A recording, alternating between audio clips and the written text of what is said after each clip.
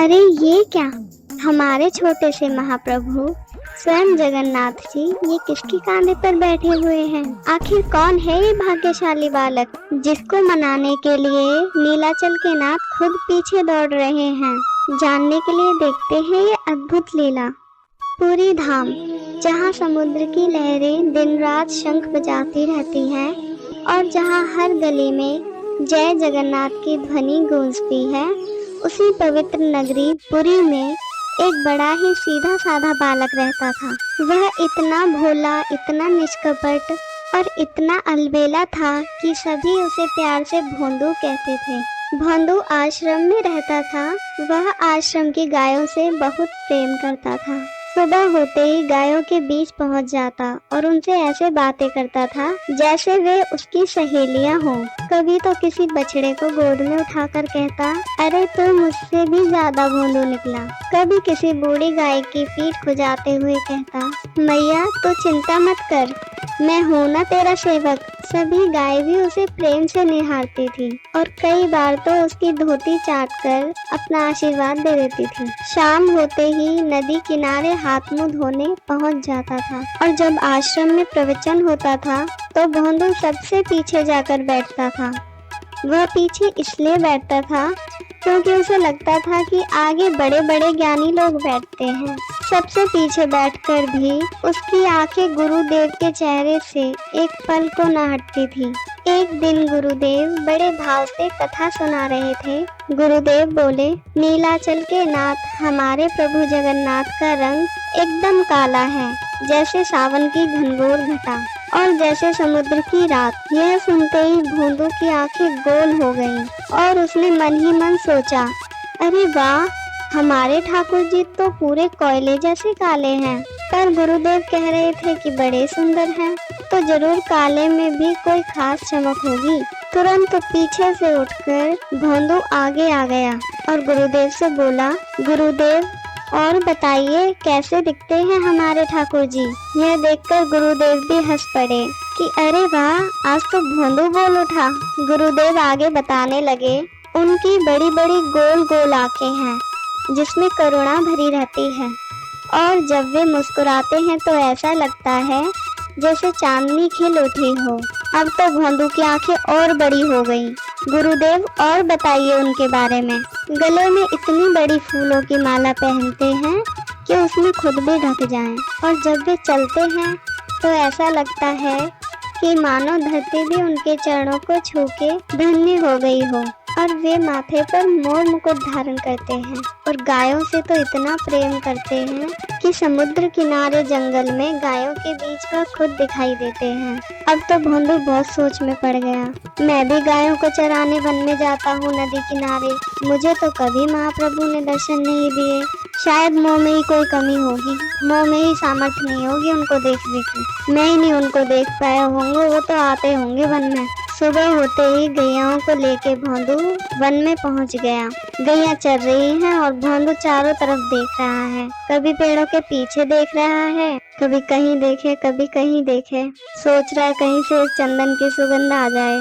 गुरुजी बता रहे थे उनमें से चंदन की सुगंध आती है। क्या पता जगन्नाथ जी यहीं कहीं हो। इतने भाव से, इतने प्रेम से ढूंढने लगा ठाकुर जी को। ठाकुर जी कहीं नहीं मिले तो अपने आप को कोसने लगा, मुंह में ही कोई कमी होगी तभी ठाकुर जी मुझे नहीं मिले, तभी वो मुझे नहीं दिखाई दे रहे हैं। ठाकुर जी तो यहीं हैं। गुरुजी झूठ नहीं कह सकते, गुरुजी गलत नहीं कह सकते, ठाकुर जी तो यहीं कहीं हैं। इतना सरल हृदय देखकर, इतना भोलापन देखकर ठाकुर जी मोहित हो गए। भोंदू थक कर, हताश निराश होकर पेड़ के नीचे बैठ गया और रोने लगा। मुंह में ही कमी है, मोहिए ठाकुर जी नहीं दिख रहे हैं। ठाकुर जी यहीं कहीं हैं, मुझ में ही क्षमता नहीं है उन्हें देखने की। ठाकुर जी सबसे मिलते हैं, वो सबको दिखाई देते हैं, मुझसे ही नहीं मिल रहे हैं। कभी सब मुझे भोंदू कहते हैं, कभी दूर से असंख्य दिव्य गायों का झुंड आता दिखाई देता है। ऐसी गाय तो उसने पहले कभी नहीं देखी। गायों के झुंड के साथ एक दिव्य छवि उसको दिखाई देती है, बिल्कुल जैसे गुरुदेव ने बताया था, बिल्कुल वैसे ही। एकदम काले, बड़ी बड़ी गोल गोल आंखें, पुष्पों की इतनी बड़ी माला कि उनके पैरों तक छू रही है। भोंदू की तो आंखें फटी की फटी रह गईं। यही है महाप्रभु जगन्नाथ जी। भोंदू की तो हालत ही खराब हो गई। वो इतना डर गया कि बोला, मैं दूर से ही प्रणाम कर लूंगा, पास नहीं जाऊंगा। कहीं मैं कुछ गलत कह दूं और प्रभु रूठ कर चले जाएं। फिर वह दंडवत प्रणाम करने लगा और जैसे ही सिर उठाया तो महाप्रभु उसके बहुत पास आ चुके थे और उसके पास आकर बैठ गए। प्रभु ने मुस्कुराते हुए पूछा, अरे भोंदू, तेरा नाम कहाँ है? भोंदू तो इतना चकित रह गया कि वह अपना असली नाम ही भूल गया। भोंदू बोला, प्रभु, सब मुझे प्यार से भोंदू बुलाते हैं।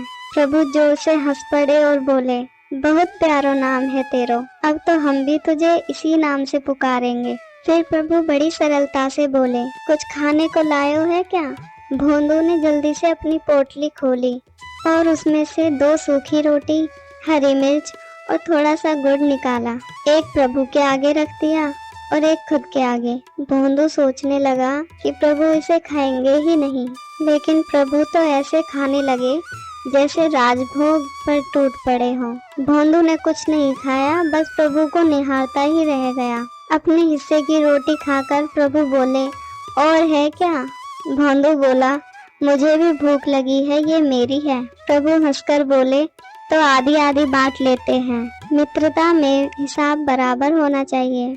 सूखी रोटी खाकर प्रभु जाते हुए बोले, कल ज्यादा रोटी लेकर आइयो, मुझे बहुत भूख लगी है। प्रभु अपने मार्ग पर वापस चल दिए। भोंदू उन्हें निहार रहा है और बहुत खुश है। मन ही मन गुरुदेव को धन्यवाद कर रहा है कि गुरुदेव की वजह से ही मुझे ठाकुर जी मिले हैं। उन्होंने नहीं बताया होता उनका स्वरूप तो मुझे ठाकुर जी कभी न मिलते। शाम हो गई, प्रवचन का समय हो गया। भोंदू चुपचाप जाकर पीछे बैठ गया। उसने किसी को नहीं बताया कुछ। गुरुदेव को प्रणाम करने लगा, इनकी कृपा से ही मुझे प्रभु मिले हैं। मुझे ही इतना देर से प्रभु के दर्शन प्राप्त हुए हैं, मुझे ही नहीं मिले थे, पहले सबको मिलते होंगे। दूसरे दिन भोंदू खूब सारी सामग्री इकट्ठा करने लगा और अपनी झोली में भरकर जाने लगा। चुपके से देख लिया किसी ने, गुरुदेव से जाकर कह दिया, भोंदू बहुत सारी सामग्री लेकर जा रहा है। गुरुदेव ने भोंदू को बुलाया और बोले, भोंदू, इतनी सारी सामग्री लेकर कहाँ जा रहे हो? भंडारा करोगे क्या? भोंदू ने सिर खुजलाते हुए बड़ी सरलता से कहा, नहीं गुरुजी, भंडारा तो नहीं करूँगा। वो हमारे नीलाचल वाले नंद नंदन, हमारे कालिया ठाकुर जगन्नाथ जी कल आए थे। वन में समुद्र किनारे गोए चराते चराते आए थे। मेरी सारी रोटी खा गए, मैं तो भूखा ही रह गया। आज ज्यादा ले जा रहा हूँ, बेचारे बहुत भूखे आए थे कल, आज उनका पेट भर जाएगा, फिर मैं भी खा लूँगा। गुरुदेव मन ही मन सोचने लगे, यदि यह बात कोई और कहता तो मैं नहीं मानता, पर भोंदू कभी झूठ नहीं बोल सकता। इस बालक में कपट की रत्ती भर भी जगह नहीं है। उन्होंने गंभीर होकर पूछा, अच्छा भोंदू, बताओ उनका रूप कैसा था? भोंदू के चेहरे पर चमक आ गई। गुरुजी, जैसे आपने बताया था बिल्कुल वैसा ही। रंग एकदम काला, जैसे सावन की घटा, बड़ी बड़ी गोल गोल आंखें, जैसे पूरी दुनिया को देख रहे हों। मुस्कुराते तो दांत ऐसे चमकते जैसे चांद निकल आया हो। एक कान में कुंडल, दूसरे में फूल, और माला तो उनके पैरों तक जा रही थी। गुरुदेव की आंखें बंद हो गईं। वे भीतर ही भीतर स्वरूप का अनुभव करने लगे। फिर सोचने लगे, उनके चरणों के बारे में मैंने भोंदू को नहीं बताया। बोले, अच्छा भोंदू, उनके चरण देखे? भोंदू बोला, हाँ गुरुजी, जब वे रेत पर चलते थे तो निशान बन जाते थे, कहीं शंख, कहीं चक्र, कहीं ध्वजा, और कहीं नाखून ऐसे चमकते थे जैसे कमल की पंखुड़ी पर ओस की बूंद हो। चरणों का रंग ऐसा था जैसे गुलाबी कमल। अब गुरुदेव निश्चिंत हो गए, उनकी आंखें भर आईं। यह बालक कल्पना नहीं कर सकता, अवश्य ही प्रभु स्वयं आए होंगे। गुरुदेव रो रहे हैं, मैंने बचपन से भगवान की इतनी भक्ति की, प्रभु आज तक मुझे नहीं दिखाई दिए। भोंदू के प्रेम में इतनी सच्चाई है कि भोंदू को प्रभु मिल गए। उन्होंने भोंदू से कहा, भोंदू, आज एक काम करोगे? जब प्रभु आए तो उन्हें आश्रम में ले आना। भोंदू ने तुरंत हाथ जोड़ दिए। गुरुजी, आपने आज्ञा दी है तो मैं वचन देता हूँ, आज उन्हें लेकर ही लौटूंगा। अब तो वन पहुंचकर भोंदू बेसब्री से इंतजार करने लगा। सोचने लगा, आज प्रभु आएंगे तो उनको लेकर ही जाऊंगा। गुरुदेव ने मुझे यह काम सौंपा है और किसी को नहीं सौंपा। सबको भगवान मिलते होंगे, लेकिन गुरुदेव ने मुझ पर इतना विश्वास किया कि मुझसे ही लाने को कहा है, किसी और से नहीं कहा। इतने में प्रभु वहाँ अपने दिव्य स्वरूप में आए और बोले, अरे भोंदू, जल्दी रोटी निकाल, आज बहुत तेज भूख लगी है। भोंदू ने जल्दी से थाली सजाई, पर आज उसके चेहरे पर गंभीरता थी। उसने कहा, प्रभु एक बात कहूँ, आप मेरे सखा हैं ना? प्रभु मुस्कुराए, हाँ रे, तेरे सखा हैं हम। तो आप मेरी एक बात नहीं टालेंगे? आज मेरे साथ आप आश्रम चलिए मेरे गुरुजी से मिलने। प्रभु ने रोटी तोड़ते हुए कहा, हम तेरे सखा हैं, तेरे गुरु के नहीं। तो रोज हमसे मिलने के लिए आ, लेकिन हम तेरे गुरु के पास नहीं जाएंगे। भोंदू का चेहरा उतर गया। वह प्रभु से रूठकर जाने लगा और प्रभु उसको मनाने के लिए उसके पीछे पीछे दौड़ पड़े।